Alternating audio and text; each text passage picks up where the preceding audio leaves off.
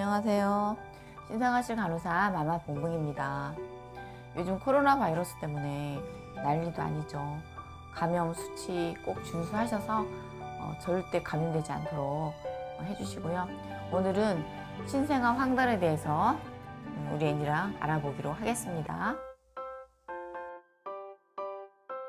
황달이란 몸이 노랗게 변하는 것을 말합니다. 신생아 황달은 성인 황달과 달라요. 담즙 색소의 하나로 혈청 빌리루빈이 농도가 올라가면 피부와 흰자위가 누런색을 띠는 황달이 오게 되는데, 이 빌리루빈은 뭐냐면 산소, 이산화탄소와 영양분을 운반하는 적혈구가 수명을 다하여 파괴가 되면은 헤모글로빈이 이 대사가 되면서 생기는 거예요. 신생아는 간 대사 능력 미숙으로 황달이 생기기도 한답니다. 황달이 출현 시기에 따라 크게 나눌 수 있는데요.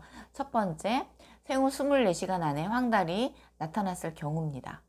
ABO 부적합이라고 엄마가 O형이면서 아기는 B형이거나 A형일 때, 또 RH 부적합이라고 해서 엄마는 RH 마이너스, 아기는 RH 플러스일 때, 또 그 이외에 폐혈증이나 선천성 감염성 질환에 의해서 적혈구가 잘 부서져서 생기는 겁니다. 두 번째, 생후 2에서 3일에 황달이 나타났을 경우는 흔한 원인이 생리적 황달로 나타나는 경우이고, 또 그 외에는 가족적인 유전적인 질환으로 황달이 나타날 수 있답니다. 세 번째, 3일 이후 일주일에 나타나는 황달이 있는데, 조기 모유 황달 아니면 두혈종, 그 외에 폐혈증이라든지 선천성 감염, 매독 등이 있습니다. 여기서 말하는 조기 모유 황달은 모유 수유가 충분하지 않아서 아기가 칼로리 섭취가 부족하거나 탈수가 왔을 때 생기는 거예요. 모유 수유하는 아기가 분유 수유하는 아기보다 훨씬 더 많이 생기거든요. 치료는 모유 수유를 더 빨리 시작하고 10회 이상 자주 한다는 거예요. 모자동실을 이용한다든지, 그래서 밤에도 자주 수유를 하면 매번 도움이 되겠죠. 일주 이후에 나타나는 황달은 후위 모유 황달이 있습니다. 그리고 담도 폐쇄, 폐혈증, 또 갈락토스 혈증이 있고요. 약물에 의한 용혈성 빈혈이 있어요.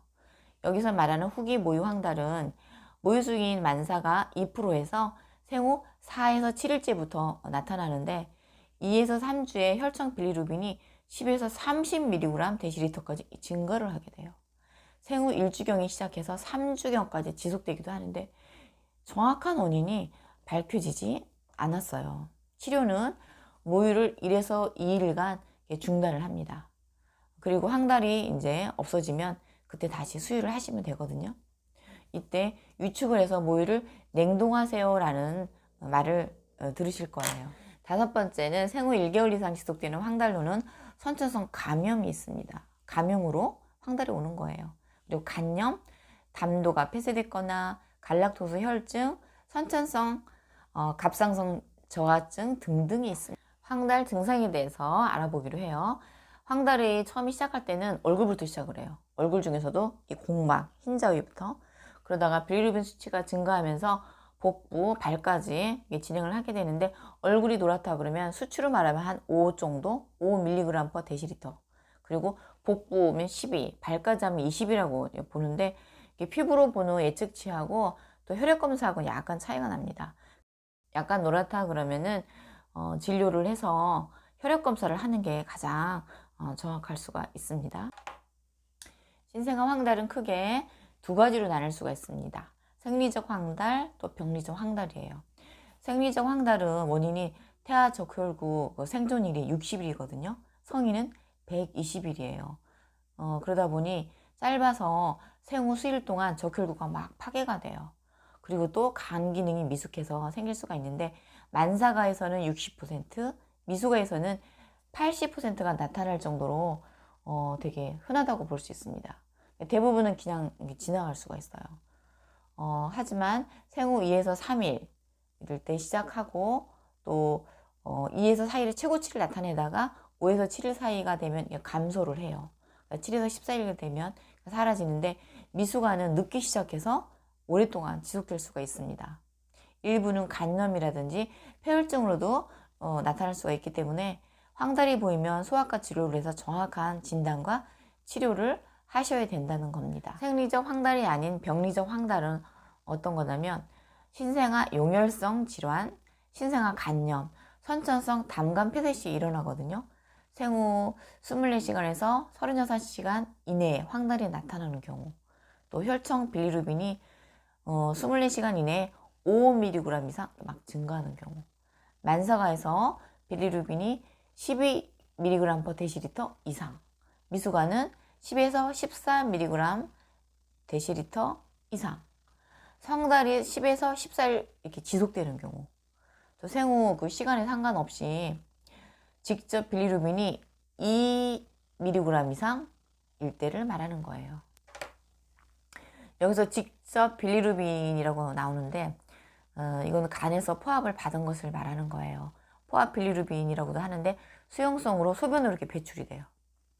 간접 빌리루빈은 이 포압을 받지 않은 건데 불포압 빌리루빈이라고도 하고 뇌조직과 친화성이 있고 지용성이에요. 그래서 대변으로 배출됩니다. 용혈성 황달일 때 이 증가가 돼요. 쉽게 말해서 포압과 불포압은 물에 녹느냐 안 녹느냐 이렇게 구분할 수가 있습니다. 황달의 합병증으로 핵황달을 들 수가 있는데 불포압 빌리루빈은 지용성이에요. 근데 이거는 뇌혈관 장벽을 막 통과를 해요. 그래서 뇌세포에 침착을 해서 뇌신경 증후군을 나타냅니다. 그래서 아주 무서운 거죠. 포압 빌리루빈은 이렇게 막 증가를 해도 핵황달을 일으키지는 않거든요. 보통 만사가는 2에서 5일째, 그 다음에 미숙아는 한 7일째 나타나고 빌리루빈 농도가 만사가에서는 한 25mg/dL 이상, 저체중아는 8에서 12 이 경우에 발생을 하고요. 용혈성 질환 시에는 빌리루빈 수치가 25에서 30mg/dL 이상일 때 3분의 1에서 나타난다고 합니다. 증상으로는 처음에는 막 이렇게 졸리고 그리고 막 깔아진다고 그래야 되나? 그런 기면이 오고요. 잘 안 먹어요. 식욕 부진, 그 활동성이 저하되고 모로 반사가 소실되고 긴정도가 저하됩니다. 근데 후기에는 후궁 반장이라는 게 오거든요. 이 등을 활처럼 뒤로 이렇게 휘면서 젖히는 상태, 그리고 찢어지는 높은 울음소리로 막 울어요. 그리고 전신에 경련, 폐출혈, 그런 신경학적 증후군까지 오게 되죠. 그렇기 때문에 이 진단이, 감별 진단이 아주 필요하고 그래서 진료를 받고 정확한 진단과 치료를 받으셔야 합니다. 치료는 원인에 상관없이 핵황달 위험에 도달하지 못하게 예방하는 것이 중요합니다. 광선 치료하고 교환 수혈 말씀드릴 건데요.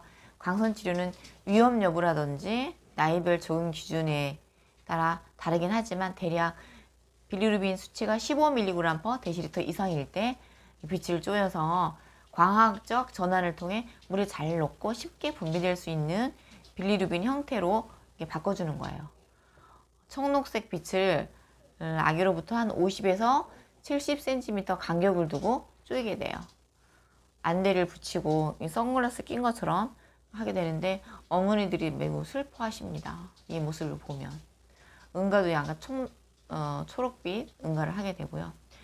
빛 노출을 극대화하기 위해서 체위 변경을 자주 해주게 돼요. 그래서 교환 수혈의 필요성을 감소시켜 준답니다. 합병증으로는 묽은변을 보게 돼요. 그리고 홍방성 발진, 발열, 탈수, 빛 노출에 의해서 아기 피부가 회갈색으로 변하는 청동화 증후군, 그리고 망막 손상이 있을 수 있습니다. 교환 수혈도 마찬가지로 의원 군별, 나이별 적용 기준이 다르지만 대략 빌리루빈이 20mg/dL 이상일 때 하게 됩니다. 광선 치료 실패했을 때 지속적으로 녹거나 뇌증을 보이거나 하면 시행하게 돼요. 신경학적 징후를 동반하는 핵황달은 예후가 좋지가 않아요. 사망을 하거나 아니면 뇌성마비가 온다는 사실이에요. 네, 오늘은 신생아 황달에 대해서 알아봤는데 보기보다 아주 복잡하고 다양한 걸 알 수 있습니다. 공유, 좋아요, 구독 꼭 부탁드리고요. 지금까지 신생아실 간호사 마마봉봉이었습니다. 아까 애니였었는데 지금은 우리 집에서 키우는 별입니다. 별이는 나이가 14년 정도 됐습니다. 되게 오래됐죠. 되게 착해요. 귀엽고. 지금 귀가 조금 아파서 약을 좀 먹고 있는 중이거든요. 여러분도 코로나 바이러스 조심하시고요. 다음에 뵐 때까지 건강하세요. 다음에 꼭 만나요. 별이도 인사해야지. 꼭 만나요. 한 달 걸리면 안 돼.